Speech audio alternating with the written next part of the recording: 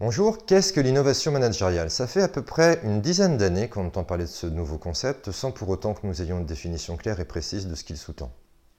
La crise du Covid-19 a permis de révéler un certain nombre de dysfonctionnements et donc a mis en évidence que le management traditionnel arrivait peut-être à ses limites. Et nous l'imaginons, donner envie à un certain nombre de dirigeants de s'engager dans des projets de réinvention de tout ou partie de leur management. Qu'est-ce que l'innovation managériale? Avant de proposer notre définition, nous souhaitons partager avec vous un sondage qui a été réalisé par BVA et Audencia Business School en décembre 2017, où ils ont posé un certain nombre de questions aux Français sur la manière dont ils se représentaient l'innovation managériale. Quand on demande aux collaborateurs s'ils estiment que le management dans leur entreprise est innovant, 71% répondent par la négative, ce qui n'est pas le cas des dirigeants qui, eux, considèrent qu'ils sont plutôt bons en la matière. Et quand on creuse un petit peu plus loin et qu'on demande aux salariés à quoi ils pensent lorsqu'on leur parle d'innovation managériale, vous avez quand même une grande majorité qui considère que l'innovation managériale a pour objectif en priorité de booster la performance économique, de faire travailler davantage les salariés et une moitié qui estime que de toute façon c'est encore une nouvelle lubie des dirigeants. Finalement, quand on parle d'innovation managériale, un salarié sur deux estime qu'ils ne comprennent pas trop l'intérêt, ne savent pas trop ce que c'est. C'est pour ça que nous avons eu l'idée de vous proposer notre définition de l'innovation managériale, qui est le fruit de 10 années d'accompagnement des entreprises sur le sujet.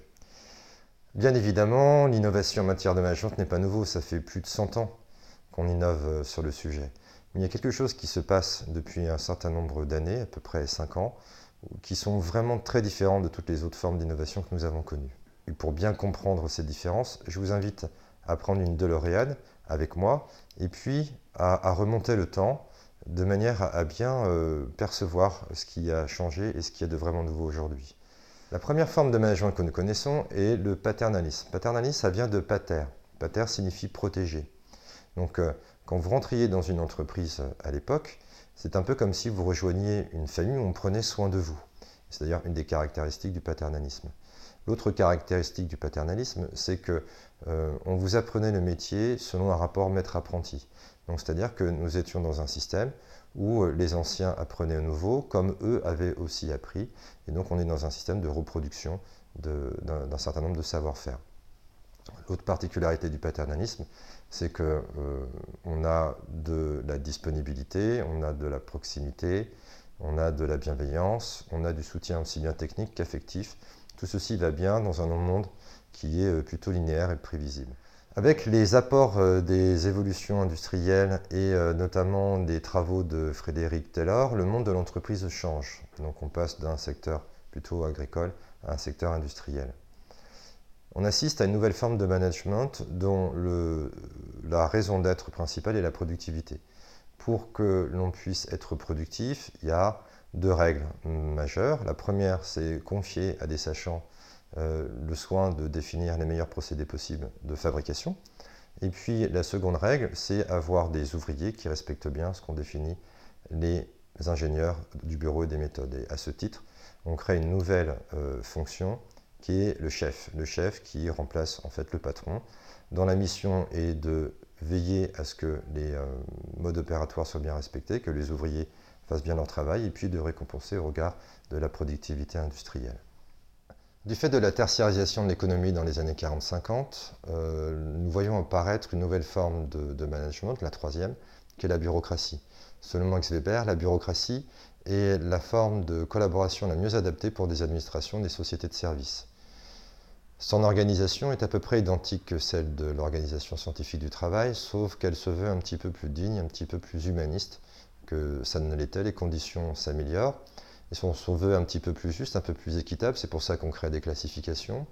Et on a à cœur de veiller à ce que ce qui doit être fait est bien fait. Donc vous avez la naissance, par exemple, de descriptions de postes, de modes opératoires, et d'outils de vérification de ce qui a été réalisé, des tâches qui ont été exécutées. Ce respect de la règle est renforcé avec l'émergence dans les années 60-70 du management de la qualité impulsé par Deming, qui dit que pour faire de la qualité, puisque c'est ce qui est recherché, il faut dans un premier temps décrire ce qui doit être fait, faire ce qui a été décrit, et enfin d'apporter la preuve. C'est pour ça que vous avez l'émergence de tableaux de bord que beaucoup de managers apprécient encore aujourd'hui.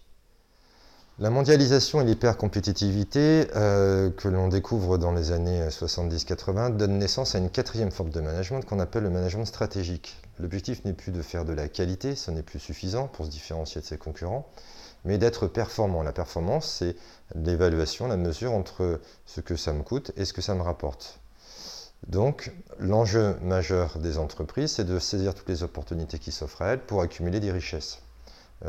À ce titre, elles modifient légèrement leur organisation pour se mettre en matriciel, donc pour se mettre en mode projet et saisir des opportunités, créer de nouvelles offres. La plupart des consultants américains partent du principe que la bureaucratie n'est pas faite pour évoluer dans ce type d'environnement et préconisent de modifier la manière de manager, notamment en donnant du sens. Pour donner du sens, les entreprises apprennent à définir des stratégies qu'elles transmettent à leurs collaborateurs avec l'intention qu'ils y adhèrent sans réserve. Certains consultants tels que Drucker considèrent que pour que les collaborateurs puissent participer à cette conquête, quelque part, il faut les impliquer, et pour les impliquer notamment, il propose un outil qui est encore d'actualité, qui est la direction par objectif. Évoluer dans ce type d'univers nécessite une forte énergie. Donc le manager qui est dans son bureau à faire des règles et à remplir des tableaux de bord n'est pas adapté à ce type de culture d'entreprise. C'est pour ça que les entreprises réforment leur modèle et donnent naissance à la notion de leadership. Alors le leader, c'est celui qui enthousiasme, c'est celui qui accompagne les collaborateurs dans leur développement professionnel, c'est celui qui motive, c'est celui qui donne du sens, c'est celui qui récompense aussi au regard de la performance individuelle. La quête d'enrichissement ne se fait pas sans conséquences. Les entreprises altèrent l'écosystème, font du mal à la planète, mais aussi malmènent l'équilibre psychologique et physique de certains de leurs collaborateurs qui ne supportent pas la pression qui leur est infligée. À tel point d'ailleurs que certains commettent des actes suicidaires au sein de leur entreprise. Les politiques, forts de ce constat, somment les entreprises de prendre les mesures nécessaires, d'une part, de devenir beaucoup plus responsables sociétalement pour éviter l'altération de notre planète, et en même temps de prendre des mesures pour veiller à l'amélioration des conditions de travail et du bien-être de leurs collaborateurs. Pour ce faire, elles vont diligenter un certain nombre d'enquêtes, qu'on appelait à l'époque les risques psychosociaux, qui est devenu aujourd'hui la qualité de vie au travail, et se rendre compte que le style de management de type leadership n'est plus adapté à un environnement qui revendique le bien-être. Elles demandent donc à leurs managers d'être des managers coach. Un manager coach n'est pas un leader. Un manager coach, il est à l'écoute, il est bienveillant, il est dans l'empathie, il prend soin de ses collaborateurs, il leur demande régulièrement s'ils vont bien, il compose avec ses collaborateurs à travers notamment des groupes de travail. Et puis vous voyez apparaître dans les entreprises de nouvelles fonctions telles que par exemple le chef happiness officer, dont le rôle est de veiller à développer et renforcer la convivialité et le bien-être des collaborateurs qui devient un sujet central en matière de management. Si les entreprises prennent à présent davantage soin de leur environnement et de leurs collaborateurs, elles sont confrontées à une nouvelle difficulté, celle d'évoluer dans un environnement VUCA. VUCA signifie alors V pour volatile, c'est-à-dire que c'est un environnement qui change tout le temps. U pour incertain, c'est l'américain, donc qu'on ne peut pas prévoir, et ça on l'a bien compris avec la crise Covid-19. C, c'est la complexité, c'est-à-dire qu'on apprend généralement a posteriori, tellement c'est complexe et qu'on ne peut pas l'analyser a priori. Et puis ambigu, donc paradoxal. Quand on évolue dans ce monde-là, on se rend compte assez rapidement que les modes de management traditionnels ne sont pas adaptés. Les processus décisionnels sont trop longs, et puis ce n'est pas parce que vous avez un statut de cadre que pour autant vous avez les meilleures idées. Donc elles se sont inspirées d'un certain nombre de modèles, tels que par exemple l'entreprise libérée, l'holacratie, la sociocratie, mais elles peinent un peu à se les approprier parce que ces modèles revendiquent l'éradication de la fonction managériale, et donc elles ne peuvent pas se permettre d'éradiquer cette fonction, et nous pensons d'ailleurs que ce n'est pas une bonne idée, parce que je crois personnellement qu'un groupe d'individus a besoin d'un leader, d'une autorité, ce dont il n'a pas besoin c'est d'autoritarisme. Pour pouvoir se mettre en condition d'évoluer dans cet environnement, elle doit apprendre à être beaucoup plus agile, beaucoup plus proactive. Et pour ce faire, elle a besoin de miser sur toute l'intelligence des collaborateurs qui la composent et revoir en profondeur ces modèles de management dont les paradigmes sont quand même très centrés sur la notion de subordination unilatérale hiérarchique, ce qui part du principe qu'il n'y a que les chefs qui savent. Et on sait très bien que ce n'est pas vrai. Donc, pour ce faire, elles vont aborder progressivement une nouvelle forme de management que nous avons appelé le management co-responsable et transformer le rôle et les postures des managers pour qu'ils puissent endosser le rôle de manager facilitateur. Un manager facilitateur part du présupposé que ses collaborateurs sont des gens compétents et motivés, et donc qu'ils sont dignes de confiance et qu'il est par conséquent inutile d'être toujours derrière eux pour les contrôler et vérifier ce qu'ils font.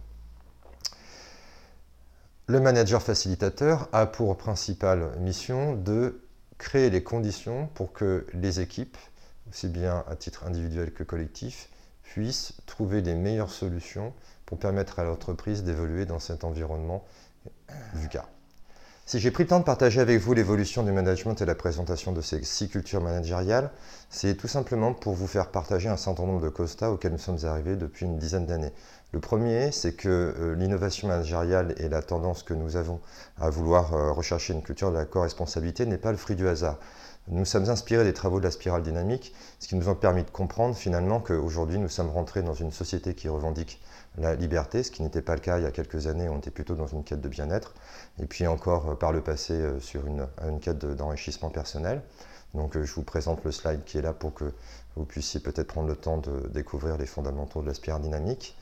Mais clairement aujourd'hui, il faut vraiment prendre conscience que l'entreprise est un système qui fait partie d'un système qui est plus grand que lui, qu'on appelle la société. Donc c'est pour ça que, d'après nos observations, la culture de la co-responsabilité et le management de la facilitation nous semble être la mieux adaptée parce que pour évoluer dans un environnement VUCA, il faut que les entreprises soient agiles, proactives, sachent mobiliser différemment l'intelligence collective et puis surtout, dans la mesure où on ne sait pas du tout ce qui va se passer, se mettre dans une culture de l'expérimentation, qu'on appelle le test and learn, ce qui nécessite de changer de posture et d'état d'esprit. On voit bien que l'innovation managériale, finalement, le fondement n'est pas de nouveaux outils, de nouveaux process, mais tout simplement une nouvelle culture, un nouvel état d'esprit, de nouvelles valeurs et de nouvelles pratiques collaboratives. Quand on regarde l'évolution du management et l'évolution des innovations, on se rend compte que pour les 4 premiers styles de management, à savoir paternaliste, directif, bureaucratique et leadership, les innovations étaient extrêmement centrées sur la satisfaction des besoins de l'entreprise. Avec ce qui s'est passé dans les années 2000, les innovations étaient plutôt centrées sur la satisfaction, ou tout du moins la revendication du bonheur et du bien-être des collaborateurs.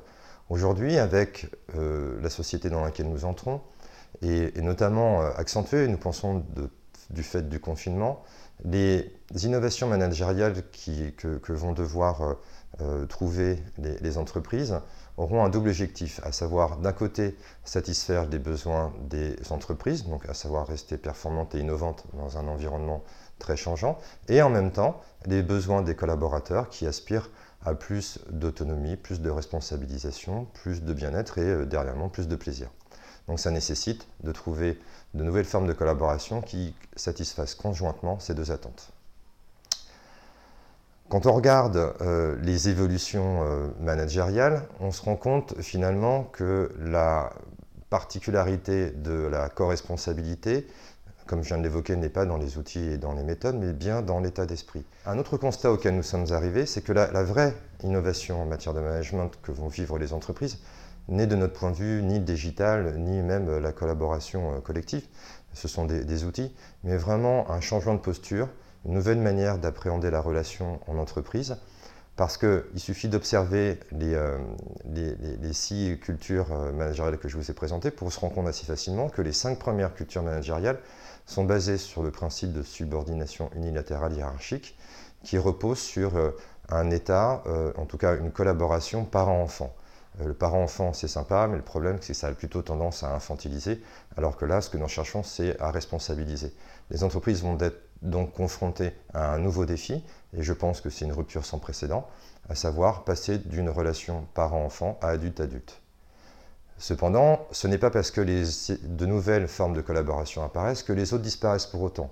Donc on voit bien, et c'est ce que nous montre aussi la spirale dynamique, qu'il y a une coexistence, une cohabitation, un réagencement de toutes ces formes de collaboration.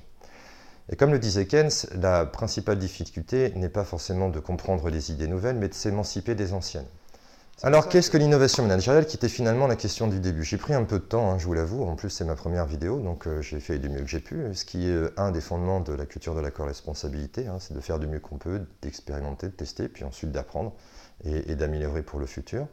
Donc l'innovation managériale, c'est tout simplement aider une entreprise à passer d'une culture basée sur une relation parent-enfant à une culture basée sur une relation adulte-adulte. Pour ce faire, l'amener à revisiter un certain nombre de paradigmes, de croyances, de pratiques aussi collaboratives, mais aussi de postures, parce qu'on voit bien que l'innovation managériale, c'est avant tout une réforme de l'être ensemble plus que du faire ensemble. Pourquoi faire? Tout simplement pour inviter les collaborateurs et les managers à trouver ensemble la plus juste solution, à la fois pour pouvoir augmenter ou préserver l'épanouissement individuel, mais aussi la performance collective, et puis aider l'entreprise à évoluer dans un environnement VUCA. Tout ceci passe par une remise en question d'un certain nombre de paradigmes que nous vous présenterons dans une autre vidéo.